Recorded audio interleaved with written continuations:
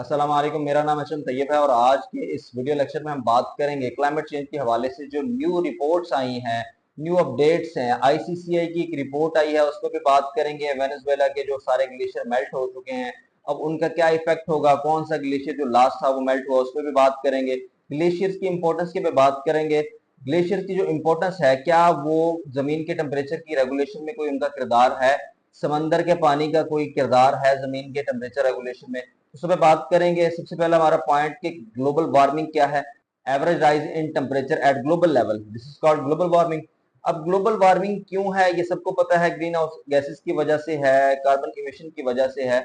लेकिन अब जो वेनेजुएला पे सबसे पहला इफेक्ट हुआ है उसकी बात करते हैं। वैसे तो टेम्परेचर हर साल बढ़ता जा रहा है, आईसीसीआई की रिपोर्ट को भी डिस्कस करेंगे। वेनेजुएला के 6 ग्लेशियर्स थे जो कि सबके सब मेल्ट हो चुके हैं। वन ऑफ देम जो है एक बाकी था, हमबोल्ट ग्लेशियर, जो कि एंडीज रेंज के नॉर्दर्न साइड पे था, वो भी मेल्ट हो चुका है, जो कि 0.02 किलोमीटर स्क्वायर किलोमीटर रह चुका है। पहले उसकी जो टोटल एरिया था उसका वो 4.5 स्क्वायर किलोमीटर था, जो कि अब रह चुका है 0.02 किलोमीटर। मतलब ये कि छोटा सा रह चुका है, बहुत बड़ा नहीं है। अब उसको ग्लेशियर आईसीसीआई के मुताबिक उसको ग्लेशियर हम तस्लीम नहीं कर सकते, तस्वर नहीं कर सकते। आईसीसीआई बेसिकली क्या है, इंटरनेशनल क्रिस्टोफेयर क्लाइमेट इनिशिएटिव। अब क्रिस्टोफेयर क्या है, क्रिस्टोफेयर कहते हैं कि जो सारे के सारे जहां पर ग्लेशियर्स हों, लाइक अंटार्कटिक रीजन है या आर्कटिक रीजन है या ग्रीनलैंड है, इस तरह की रीजन्स को कहते हैं क्रिस्टोफेयर। ठीक है, मतलब जहां पर ग्लेशियर भी हो सकते हैं, आइस शीट्स भी हो सकती हैं, पोलर आइस कैप भी हो सकते हैं, तो इन सबको क्या कहते हैं, क्रिस्टोफेयर। अब इन्होंने जो इनके मुताबिक हम इसको अब ग्लेशियर तस्लीम नहीं कर सकते, तस्वर नहीं कर सकते। अब एंडीज रेंज ये आपको साथ साथ मैप नजर आ रहा होगा, इसमें सारे के सारे जो है आपको इंडिकेटर दे रहा हूँ। तो ये वाला यहाँ पर ग्लेशियर था, ये मेल्ट हो चुका है। अब बात करेंगे कि ग्लेशियर की इंपॉर्टेंस क्या है। देखें, ग्लेशियर जो होते हैं ना, ये 5000 मीटर्स पर बनते हैं। 5000 मीटर से ऊपर हो तो वो ग्लेशियर कंसीडर किया जाता है, उससे नीचे ग्लेशियर बनते ही नहीं है, बहुत यानी कि कम है, कोई इक्का दुक्का या शाजो नाजर जिसको कह रहे हैं मौसमी। मतलब वो विंटर में बन गया, बाद में उस पर आइस आ गई थी, समर में वो जो है मेल्ट हो गया, तो वो ग्लेशियर तो नहीं कहलाता ना, ग्लेशियर तो परमानेंट होते हैं। तो बात करते हैं कि ग्लेशियर्स की इंपॉर्टेंस क्या है। ग्लेशियर्स जो होते हैं ना, इनका बड़ा एक इंपॉर्टेंट रोल है। जब लाइट पड़ती है ना, सनलाइट इन पर, तो ये बाउंस बैक करते हैं, उसको रिफ्लेक्ट करते हैं टू द एटमोस्फेयर। अब ये वापस भेजते हैं तो जमीन का टेम्परेचर जो है रेगुलेट होता है। अब ग्लेशियर जो होता है ना, ये देखें आपको ग्लेशियर नजर आ रहा होगा। अब ये ग्लेशियर जो है ये नीचे से हमेशा मेल्ट होना शुरू होते हैं। हमने 18-17 सेंचुरी में जो है 17th या 18th सेंचुरी में तरक्की करनी शुरू किया, तो कार्बन एमिशन करनी शुरू कर दी साथ ही।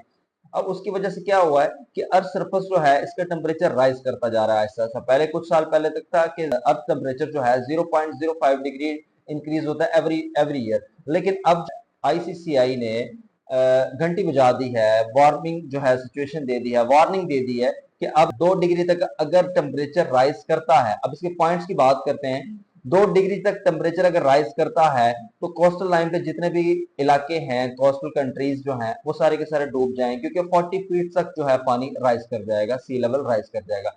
अगर 2 डिग्री टेम्परेचर बढ़ता है तो सारे के सारे क्रिस्टोफेयर जो है ये खतरे में आ जाएंगे और इसको इरिवर्सिबल डैमेज होगा, जो कि कभी भरपाई नहीं हो पाएगी, कभी उसकी तलाफी नहीं हो पाएगी, ना काबिल तलाफी नुकसान होगा। अगर 2 डिग्री टेम्परेचर बढ़ता है तो अंटार्कटिक रीजन और ग्रीनलैंड जो है, अब ये दोनों के दोनों मेल्ट हो जाएंगे। मतलब ये कि टेम्परेचर बढ़ेगा ही बढ़ेगा। बात करते हैं कि ग्लेशियर अगर सारे के सारे, लेट सपोज अगर सारे ग्लेशियर दुनिया से खत्म हो जाएं, मेल्ट हो जाएं और समंदर में फॉल कर जाएं, तो उसका इफेक्ट क्या होगा। अब उसका इफेक्ट ये होगा कि जैसे ही सारे के सारे ग्लेशियर मेल्ट होंगे, समुद्रों में जाएंगे, चाहे आहिस्ता आहिस्ता एक एक एक करके होते जाएं। अब उन इलाकों में क्या होगा, उन इलाकों में प्रेसिपिटेशन होगी। समंदर जाहिर है ना, एक पहले टेम्परेचर गर्म था, अब वहां पर ग्लेशियर मेल्ट हुआ, पानी गया समंदर में। अब यहाँ पर लाइट कैपेसिटी की भी बात आएगी, जो अब्जॉर्प्शन कैपेसिटी या ट्रैप कैपेसिटी, उस पर भी बात करते हैं कि फ्रेश वाटर की क्या है और सी वाटर की क्या है या मरीन वाटर की क्या है। अब जाहिर है ना, देखें बात कर रहे थे हम कि अगर पानी जाता है फ्रेश वाटर समंदर में और वो भी ठंडा, अब क्या होगा, वहां पर फौरन टेम्परेचर डाउन हो जाएगा, डाउन होगा। और क्या होगा कि अर्थ सरफेस जो है, सीट का जो सरफेस है या ओशन का सरफेस है, वो ठंडा हो जाएगा और वहां पर ठंडी हवाएं चलना शुरू हो जाएंगी। ठंडी हवाएं चलेंगी, फौरन वहां पर क्लाइमेट चेंज हो जाएगा, वहां पर जो है क्लाइमेटिक कंडीशंस बदल जाएंगी और वहां पर ठंडी हवाएं चलेंगी और उससे क्या होगा कि बखारात ज्यादा उठेंगे और क्या होगा कि प्रेसिपिटेशन होगी, स्टॉर्म आने का खतरा है। अगर इसके अलावा बात करें कि बखारात कैसे उठेंगे, वो तो ठंडा है, लेकिन भाई ओशन का पानी है या समंदर का पानी है वो तो गर्म है ना ऑलरेडी, वो तो सी वाटर है। अब सी वाटर का अपना बॉइलिंग पॉइंट होता है, फ्रेश वाटर का अपना होता है। अब ये बेशक ऊपर जाके फ्रोजन कंडीशन में जा रहा है, लेकिन नीचे वाला पानी गर्म है तो ज्यादा स्टीम उठेगी। अब स्टीम उठने से क्या होगा कि ज्यादा जो है बादल बनेंगे और ज्यादा प्रेसिपिटेशन के चांसेस बढ़ जाएंगे। अगर साइमल्टेनियसली सारे के सारे ग्लेशियर मेल्ट हो जाते हैं तो क्या होगा, जमीन पर एक आइस एज आ जाएगी अचानक से।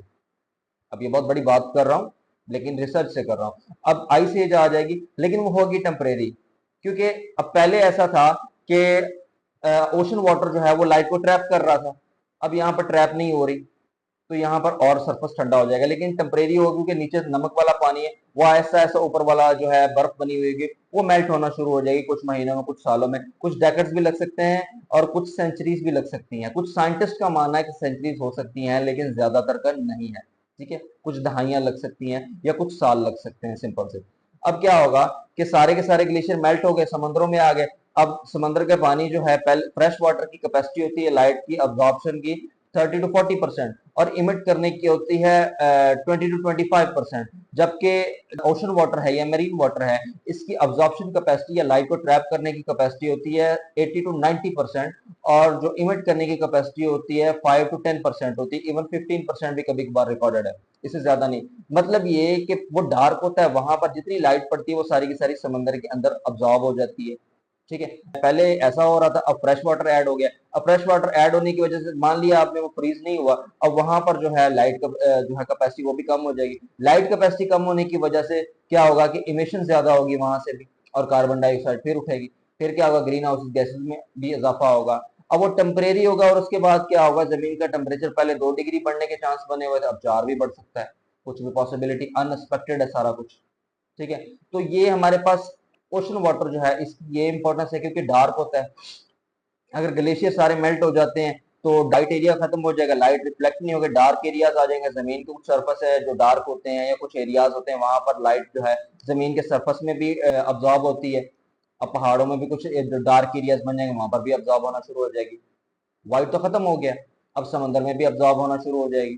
तो क्या होगा, नीचे से भी टेम्परेचर जो है वो इंक्रीज कर रहा है, ऊपर से भी सनलाइट आ रही है, तो टेम्परेचर हर हालत में इंक्रीज ही होता नजर आ रहा है। तो मेरे ख्याल में दुनिया को होश के नाखून लेने चाहिए, सर जोड़ के बैठ जाना चाहिए, जिस तरह हुकूमतें अपना इत्तेहाद बनाने के लिए जमातें सर जोड़ के बैठती हैं, इस तरीके से अब सर जोड़ के बैठ जाना चाहिए और इस हवाले से कुछ करना चाहिए। अब क्लोरोफ्लोरोकार्बन पे जो है वो तो बड़ा इन्होंने सर उठाया था, लेकिन इंडस्ट्रीज पे क्या करना है, इंडस्ट्रीज से जो इतना कार्बन इमिट हो रहा है उसका क्या करना है। अब इसके बारे में मेरे ख्याल में कोई ठोस एक्शन लेने होंगे दुनिया को, नहीं तो फिर ऐसा होगा अगला मुल्क जो हमारे पास बनने जा रहा है वो यूरोप में है, क्रोशिया के साथ ही है, स्लोवेनिया। स्लोवेनिया जो है उसका अब नेक्स्ट नंबर है आईसीसीआई के मुताबिक, उसके भी हो सकता है कि आने वाले वक्तों में ग्लेशियर सारे के सारे मेल्ट हो जाएं। अगर ग्लेशियर मेल्ट हो जाए तो आपके सामने सिचुएशन रख दी है, सिनेरियो आपके पास है। सो ऐसी और वीडियोस के लिए फॉलो कर लें, सब्सक्राइब कर लें। Thanks for watching.